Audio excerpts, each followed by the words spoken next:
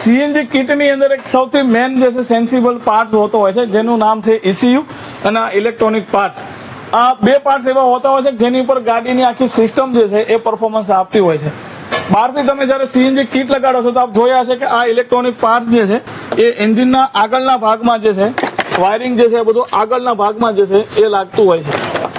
જેના હિસાબે કસ્ટમરને જે છે ક્યાંક ને ક્યાંક ચોમાસાની અંદર આ ઇલેક્ટ્રોનિક પાર્ટ્સ ખરાબ થવાના, ચોમાસામાં ભેજ લાગવાથી સિસ્ટમ બગાડવાના, એન્જિનની હીટ લાગવાથી સિસ્ટમમાં જર્કિંગ આવવાના પ્રશ્ન જે છે કસ્ટમરને બનતા હતા. પણ આજથી 10 વર્ષ પહેલા જે 2017-18ની અંદર G23 સ્માર્ટ સીએનજીની R&D ટીમે આ પ્રોબ્લેમના સોલ્યુશન માટે 1 વર્ષ સુધી છે આની ઉપર એક R&D ટીમ જે છે એને એની અંદર એક પ્રોસેસ કરી હતી, જેની અંદર 1 વર્ષની મહેનત બાદ G23ની R&D ટીમે જે છે આનું પ્રોબ્લેમનું સોલ્યુશન કરેલું હતું ને એની અંદર જે ECU જે છે ECU પાર્ટ જે છે જેને ડેશબોર્ડની અંદર લગાડવાનું ચાલુ કર્યું હતું.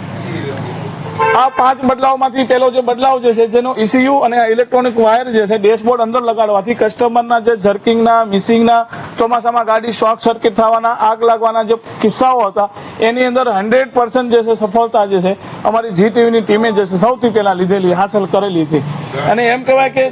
ડેશબોર્ડની અંદર વાયરિંગ લગાડવાનું જે જન્મજનક કહેવાય એ છે અમારી G23ની R&Dની ટીમ. ત્યારબાદ માર્કેટની અંદર લોકલ ડીલરો જે છે આની કોપી કરીને પોતાના સિસ્ટમની અંદર ચેન્જીસ કરેલા હતા, પણ એ લોકો સક્સેસ નથી જાય. એની પાછળનું મેઇન રીઝન એ છે કે એ જે ડેશબોર્ડ અંદર વાયરિંગ કઈ રીતે લગાડવું, કઈ પોઝિશનમાં લગાડવું, ECM કઈ જગ્યાએ લગાડવું, એનું એક્ઝેક્ટ નોલેજ જે છે એ G23ની R&Dની ટીમ પાસે હોતી હોય છે, જેનાથી એ પ્રોબ્લેમ જે છે કસ્ટમરને આવતા નથી. જ્યારે લોકલ ડીલરોની પાસે આ પ્રોબ્લેમ જે છે પ્રોપર નોલેજ ન હોવાથી અંદર તો લગાડી દેશે પણ પાછળથી જે છે ક્યાંક ને ક્યાંક ગાડીઓ ફેલ થતી હોય છે, ક્યાંક ને ક્યાંક જે છે કસ્ટમરના જે છે કેસ ફેલ થઈ જતા હોય છે, પાછળથી કસ્ટમર જે છે વારંવાર હેરાન થતા હોય છે. એ થવાનું રીઝન એ છે કે એમની પાસે પ્રોપર નોલેજ જે નથી, જેના હિસાબે એ લોકો ફિટ તો કરી દે છે પણ 100% સક્સેસ થતા નથી.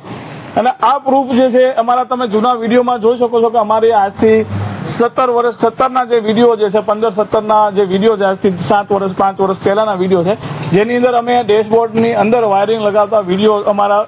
પ્રોફાઇલની અંદર તમે જોઈ શકો છો. જ્યારે માર્કેટમાં જે લોકો હમણાં લગાડવાનું ચાલુ કર્યું છે, વિધિન 1 વર્ષ પહેલા લગાડવાનું ચાલુ કર્યું છે, 1 વર્ષ પહેલાના વિડીયોમાં એમનું જે ફિટિંગ તમે જોઈ શકો છો કે બધું વાયરિંગ ECU આગળ જ લગાડતા હતા,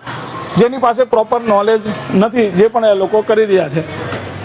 પણ કસ્ટમરના જે છે એ પ્રોબ્લેમ માટે G23ની R&D ટીમ હંમેશા સતર્ક રહેતી હોય છે. લોકલ ડીલર જ્યારે સૂતા હોય છે ત્યારે G23ની R&Dની ટીમ જે છે સીએનજીની અંદર આવતા પ્રશ્નોનું જે છે એ સોલ્યુશન કરવામાં મદદતી હોય છે. આ પ્રશ્ન જે છે સીએનજીની અંદર આવતા હતા જેના સોલ્યુશન